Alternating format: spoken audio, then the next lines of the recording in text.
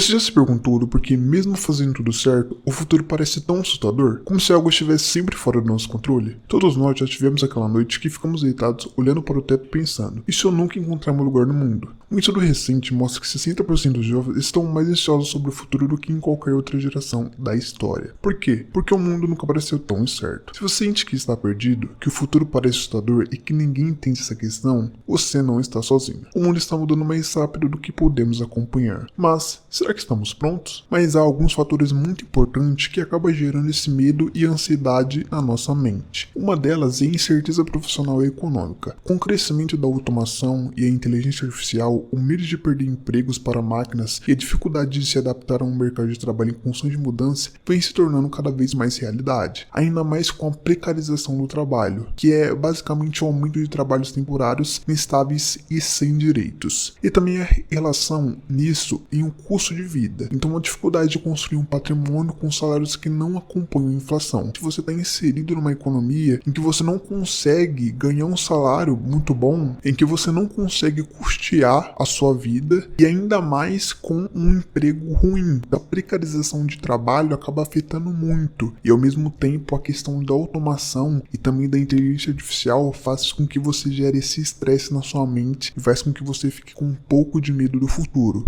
Um segundo fator muito importante nesse quesito é as pressões sociais. Uma delas é a comparação nas redes sociais, como a idealização de vidas perfeitas afeta a autoestima. Então, basicamente, por exemplo, vamos supor que você está ralando ali no seu trabalho para você conseguir um dinheiro, para você conseguir sobreviver, para você conseguir se manter a sua vida, só que ao mesmo tempo você vê pessoas que estão a todo momento viajando, que estão com vidas melhores do que a sua. Então isso acaba afetando o seu cérebro e acaba afetando a sua autoestima, até porque se você sabe que você tem uma vida muito difícil, só que outras não estão tendo uma vida muito difícil, você acaba entrando numa certa comparação e isso afeta o seu cérebro. E também nesse quesito a gente pode falar da cultura do imediatismo, que é a questão da ansiedade por resultados rápidos e a dificuldade de lidar com o processo. Então a todo momento a gente está lidando com milhares de informações e a gente quer tudo na hora, a gente quer resultado na hora. Só que a questão é que na realidade não é assim, a gente tem que enfrentar um processo. Tudo na vida a gente enfrenta processos, a gente enfrenta etapas para posteriormente colher resultados. A maior parte da nossa vida, a maior parte de coisas na nossa vida sempre é assim. E um terceiro fator muito importante é as crises globais. Então, as mudanças climáticas, por exemplo, dá para a gente uma certa incerteza sobre como desastres naturais e questões ambientais podem impactar a qualidade de vida. Então, a questão de você vai se conseguir se adaptar às mudanças climáticas, a gente está inserido num ambiente, por exemplo, aqui em São Paulo, em que do nada tá muito frio, tá chovendo e do nada tá muito calor. Então às vezes você não consegue lidar com essas mudanças climáticas, o seu corpo não consegue lidar com isso e você começa a ficar até meio que estressado. Nesse quesito a gente pode falar sobre conflitos geopolíticos, que é a questão de medo de guerras, tensões internacionais e crises de refugiados. Então isso acaba gerando na gente um certo medo, até porque você não sabe o dia de amanhã, se amanhã vai estar acontecendo uma guerra, se amanhã pode acontecer alguma tensão internacional em que afete o Brasil, ou até mesmo, sei lá, acontecer de o Brasil receber muitos refugiados. E também isso acaba afetando a nossa economia, que deixa ela instável, como os colapsos econômicos em diferentes partes do mundo criam um sentimento de insegurança global. Então quando a gente vê no noticiário, por exemplo, que a China, que os Estados Unidos tá, sei lá, acontecendo alguma coisa ruim, a gente tende a, às vezes, até acreditar que aquilo ali vai vir para o nosso país e aquilo ali acaba gerando uma tensão na nossa mente econômica. Porque, se tem países muito bons sofrendo, a gente que não é tão bom, a gente vai sofrer talvez ainda mais. E o quarto fator, que na minha opinião é o mais importante, é em relação à saúde mental. Então acaba que estigmas sobre vulnerabilidade em relação à dificuldade de buscar ajuda em um mundo que romantiza a força constante, ou até mesmo o overload de informações, como o excesso de notícias negativas e pressões digitais, causam um esgotamento no nosso cérebro. Então, se a gente a todo momento está ali recebendo muitas informações ruins no nosso cérebro, o nosso cérebro tende a guardar aquelas informações. Até mesmo quando a gente, sei lá,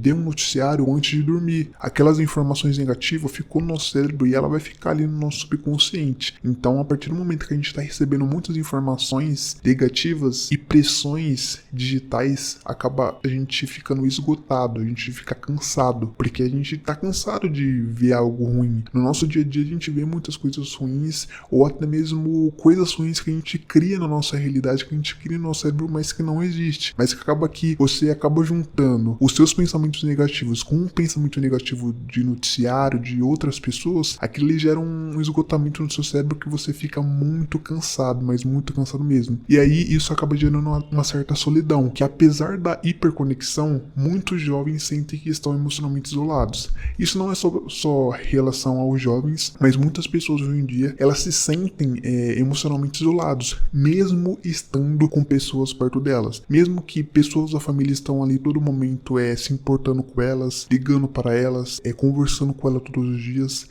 Em algum momento ali do dia dela, sei lá, ela pegou um ônibus e naquele momento ali ela ficou pensativa, ou ela tá no trabalho dela e em algum momento ali na hora do almoço ela tá meio pensativa. Então acaba que, por mais que ela tenha uma certa hiperconexão com outras pessoas que estão ao redor dela no dia a dia dela, ela acaba ficando isolada, porque acaba que o cérebro dela fica meio que dependente disso, porque às vezes a gente tem determinados pensamentos sobre pessoas, só que acaba que aqueles pensamentos não é tão verdadeiro, então você gera, sei lá, uma certa expectativa, só que aquela expectativa não é a realidade daquela pessoa, então acaba que você busca a solidão, você busca ficar sozinho, você busca ficar isolado emocionalmente de propósito. O seu cérebro quer aquilo, porque você já se frustrou tanto que você não quer mais aquilo. E mesmo que apareça uma pessoa boa na sua vida, mesmo que seja uma pessoa para te dar um abraço, para conversar com você um pouco, e mesmo que seja um assunto que te interesse, às vezes você pode até conversar ali no momento, mas passando algum tempo você já vai querer se afastar daquela pessoa, porque o seu cérebro quer aquilo. Então provavelmente você vai executar aquilo na prática. O quinto fator é o fator tempo, que é o medo de não ter tempo suficiente. Essa ansiedade sobre envelhecer sem alcançar os sonhos. Então, desde mais novo, a gente é programado a achar que a gente tem que vencer o mundo, que a gente tem que vencer obstáculos, que a gente tem que concluir objetivos, que a gente tem que realizar nossos sonhos. Sempre tem aquela frase, realize seus sonhos, nunca desista. Isso não está errado. Em nenhum momento as pessoas, quando falam isso, elas estão erradas. A questão é você colocar coisas na mente da pessoa, coisas que elas não querem. Então ela tá correndo atrás de algo que ela não quer, de um sonho que não é dela, para conseguir alcançar tais objetivos que ela não tá aproveitando o processo, e ao mesmo tempo tem coisas que ela realmente gostaria de estar fazendo, em que ela tem a certeza de que provavelmente ela não vai ter tempo. Ou caso é aquela pessoa que ela tem certeza do que ela quer e ela tá ali focada naquilo, ela pode ter uma certa ansiedade de não ter tempo para aquilo, porque o mundo é difícil. O mundo ele tá difícil. Eu sei que tem muitas pessoas que elas falam meio assim, o mundo tá mais fácil hoje, tá mais tranquilo. Não tá fácil. O que a gente tem é ferramentas que nos dá facilidade. Então, por exemplo, antigamente, nos anos ali 1920, 1930, para você comprar uma ação, você tinha que ir lá, né, na bolsa e tudo mais, e enfrentar aquilo ali para comprar uma ação. Tipo, era muito burocracia. Aí hoje em dia, com o celular, em 5 minutos, não tendo um aplicativo, você consegue comprar uma ação com uma maior facilidade muito grande. Então, hoje, a gente tem ferramentas que facilitam a nossa vida, mas não quer dizer que o mundo tá fácil. Na verdade, o mundo tá muito difícil, porque são tantas pessoas querendo vencer, são tantas pessoas correndo atrás de tanta coisa, e a economia também muito ruim, que faz a gente, às vezes, não buscar por desejo, mas sim por necessidade, que faz o mundo ficar realmente difícil. Então, você tá a todo momento ali em disputa. A nossa vida é uma disputa. A gente tá em um desafio em que você tem que vencer os seus medos, em que você tem que vencer suas ansiedades, a sua depressão, e você conseguir vencer sua própria mente, porque às vezes é a sua mente que é a sua maior inimiga, e às vezes você consegue parar pra pensar nisso e refletir sobre isso e acaba tendo medo de não ter tempo suficiente para fazer tudo o que você quer, até porque o excesso de informações está nos matando e está fazendo a gente achar que a gente quer coisas que na verdade a gente não quer, e acaba que a gente fica com esse medo e essa ansiedade ao mesmo tempo. Vem a questão da sensação de estar atrasado na vida. Então essa pressão para seguir padrões de sucesso que muitas vezes não se encaixam em realidades individuais. Então, por exemplo, vamos supor que determinada pessoa na sua família correu atrás de algo e ela conseguiu. E essa pessoa, ela quer que você corra atrás também desse objetivo, porque se ela conseguiu, ela acha que você vai conseguir. Mas o tempo, ele mudou, pessoal. O tempo, ele mudou, então não é a mesma coisa. Então não faz sentido. Até porque se você correr atrás de algo que estava dando certo no passado, mas que hoje em dia provavelmente não dá certo, você não vai conseguir alcançar os objetivos, os passo a passo que a outra pessoa estava conseguindo, porque o tempo mudou. Então, a outra pessoa falou que em um ano ela já tinha conseguido aquilo. Só que em um ano você não conseguiu aquilo, porque tá mais difícil e aquilo ali não tá dando tão certo quanto dava antigamente. Então você vai estar achando que tá atrasado, porque enquanto a outra pessoa lá atrás conseguiu, sei lá, vamos supor que alguém da sua família conseguiu comprar uma casa com 25 anos. Aí você vai lá e não consegue. Só que hoje em dia é muito mais difícil você ter uma casa, né, que nem antigamente. Então se você não conseguiu com 25 anos, mas peraí, pô, tem outras pessoas que conseguiu com 25 anos, por mais que tenha sido 30 anos atrás, elas conseguiram. Então você acha que você tá atrasado, só que na verdade você não tá. O que acontece com o mundo, ele mudou. E essa questão, pessoal, nos faz a gente refletir muito sobre a nossa incerteza do futuro. Mas mesmo, pessoal, com tanta burocracia, mesmo com as economias instáveis, mesmo com moedas fiduciárias, mesmo com o mal vencendo, mesmo com o mundo se tornando comunista, mesmo que a esquerda ela esteja vencendo, mesmo que as pessoas estão se tornando frias, e mesmo que as pessoas estão se tornando, vamos dizer assim, um pouco más, a gente às vezes tem que ter esperança, a gente tem que seguir o bem,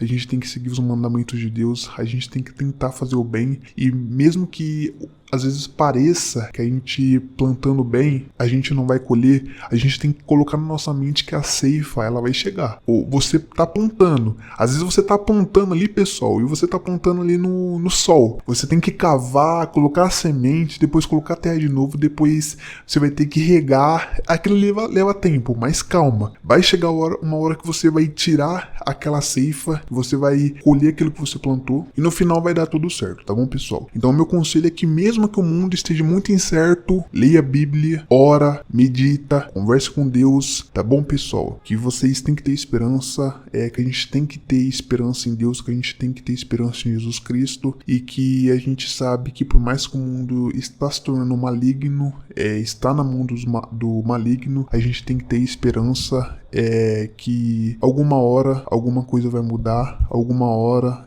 as coisas vão melhorar, e mesmo que não melhore, você sabe que você concluiu o seu papel de ser uma pessoa do bem, que você concluiu o seu papel de ser uma pessoa honesta, que você concluiu o seu papel de ser uma pessoa que estava sendo temente a Deus, que isso é o mais importante, tá bom, pessoal? Então, converse com o Criador dos céus da terra, converse com ele, peça ajuda dele, ore, faça meditação se você tiver tempo, e é isso, tá bom, pessoal? E não esqueça, lê a Bíblia e segue os 10 mandamentos de Deus. Então, se você entendeu a mensagem, eu peço que você deixe nos comentários qual a sua opinião, e muito obrigado por assistir. Seu tempo vale ouro para mim. Eu vou ficando por aqui e vejo vocês do outro lado.